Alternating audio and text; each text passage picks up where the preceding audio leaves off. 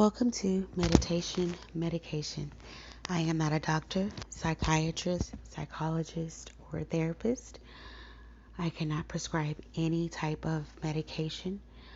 However, I do hope that I can provide some type of insight to help heal any type of wounds that you may have emotionally or mentally or any of the leads that's out there that you may have. Today, I want to talk about what kind of people do you attract? For me, I attract people that are unavailable. Um, it is something that I have always done, and I have not learned how not to do that. So, in this meditation, I'm not going to give you tips on how not to do it because I cannot give you those tips because I haven't learned how not to do it. But what I can say is I know exactly what you are going through if you have if you have that same struggle.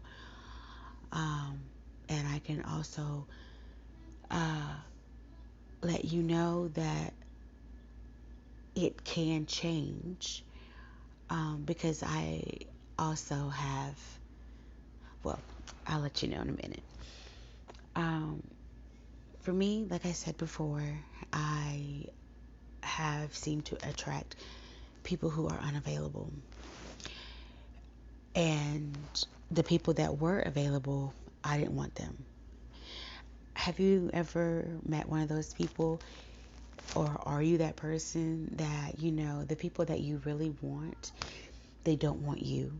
But the people that you don't want, I'm sorry, the people that you don't want, they want you, or you don't want them, I'm sorry.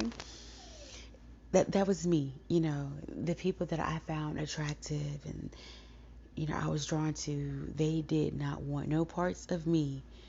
And the people I was like, no, you know, they liked me and they wanted, parts of me, but I was like, not happening. And there were instances, a lot of the times when I would meet these people that I was attracted to, we would have good chemistry and it would seem like they would be attracted to me as well. And at first, initially, they were single. And then after a while, these people would get into relationships. And it confused me because here I was thinking that, we got this chemistry, we got all this stuff going, and then you're going to go with somebody else. And then you're going to talk about your relationship with somebody else with me. Like, really? You think I want to hear about this? You think I want to hear about your problems with this person and you knew I wanted to be with you? But it was what it was. And there were lots of times afterwards I got to realize that I ended up being the best that they never had.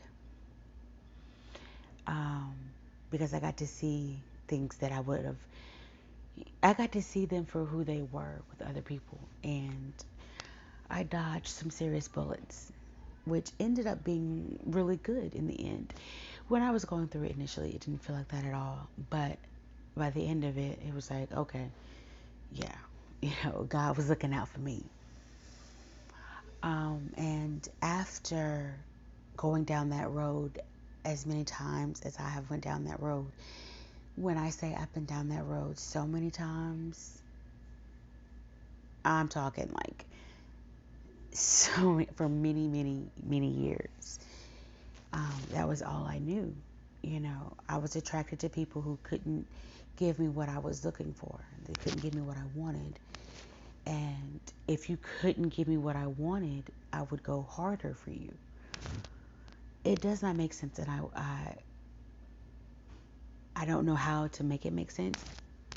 hopefully, if you are like me, hopefully you will understand it. I know it doesn't make sense.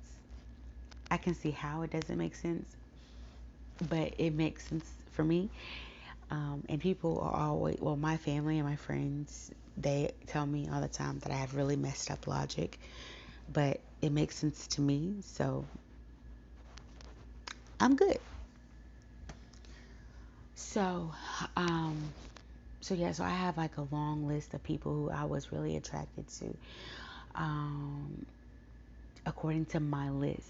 You always, some girls like they have their list of what they want, in somebody, and there were people who had some of the physical things on my list, and I would just go crazy, or you know what I'm saying, or they would have like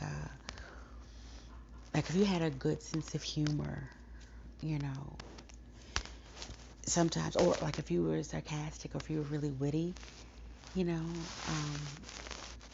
it was just different things. Like sometimes it didn't matter how you looked, because there were people that I was attracted to who wasn't physically what I would pick, but the conversations and how they were with me was like on point.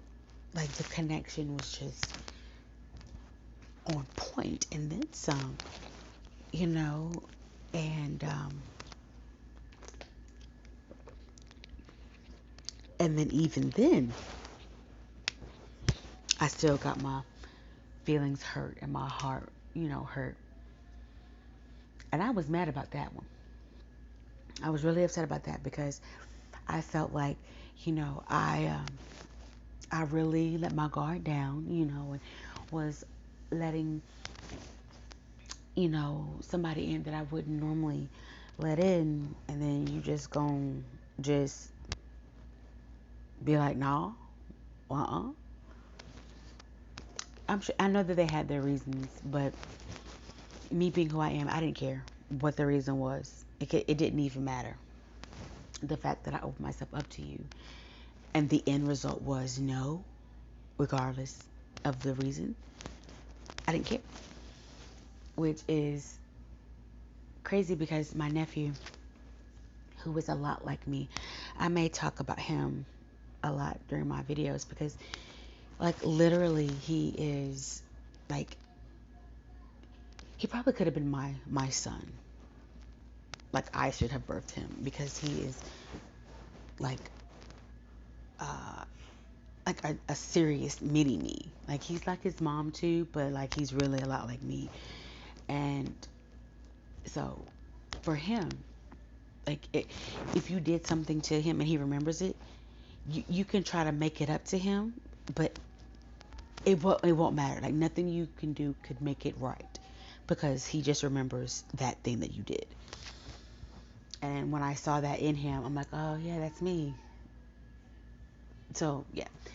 So sometimes like it doesn't matter. You can try to make up, you can say I'm sorry, but the end result is if it left a mark on my brain or my heart, there is no.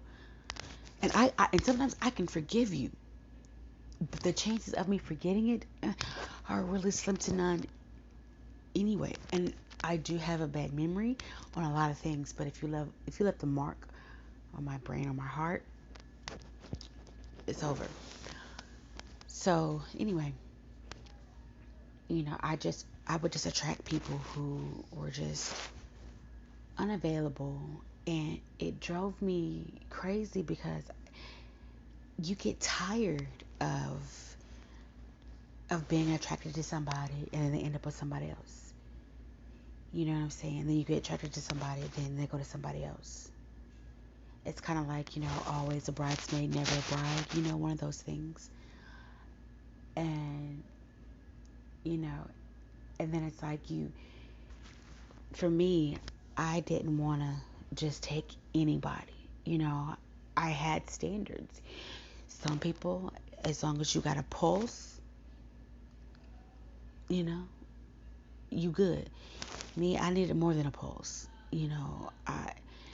There were things that I wanted, and I didn't want to just just have sex with anybody. And these days, if you don't have sex within the first 45 seconds of meeting you, that's it. Like, you are doomed to be single for the rest of your life. And I know I'm exaggerating, but that's what it feels like. That's what it seems like. Especially on these dating websites. You know what I'm saying? Like, if you not, trying to have sex within the first two messages, then what you on here for? And I'm like, well, STDs is real.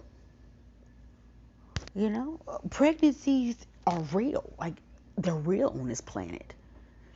You know what I'm saying? But anyway, um, after going through all of that, I also had to do some soul searching, and that is not easy. I've talked to quite a bit of therapists, and they've helped me to do some soul searching, and I have had friends to help me do some soul searching. And you have to look within yourself. And at first, I thought that was stupid. Like, it ain't me, it's them. But sometimes it really is us.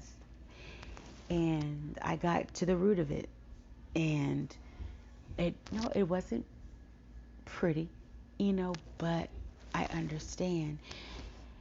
And I know it's gonna sound so cliche. I know. Don't roll your eyes at me. I do know it sounds cliche. But there is a light at the end of the tunnel. I know. There is a chance. I'm not gonna promise you, because if it was me, I would hold me to it if I said it. But for some people, you after you've went through all of that, you will meet somebody, possibly. I'm not gonna make no promises. I don't know for sure. You may not. You may meet somebody, and they will do all the things that are opposite of what you're used to. And you may not even be used to it. And yet you will be like, you would feel like they were being suspect because you're not used to it. Like, but they're actually treating you right. They're being respectful. They're actually being an adult. Like, if you are an adult, like if you like 15, 16, no. I ain't talking about that. I'm talking about an adult. Like, grown up. Like 30s or older than that. Maybe 20s. I don't really know. But somebody who will actually treat you right. You know what I'm saying? Because after being treated wrong for so long, whether it's you treating yourself wrong, or you allowing other people to treat you wrong, or people just treating you wrong just because, when you meet somebody that will treat you right, you don't really know how to feel about it. You don't know what to do at first.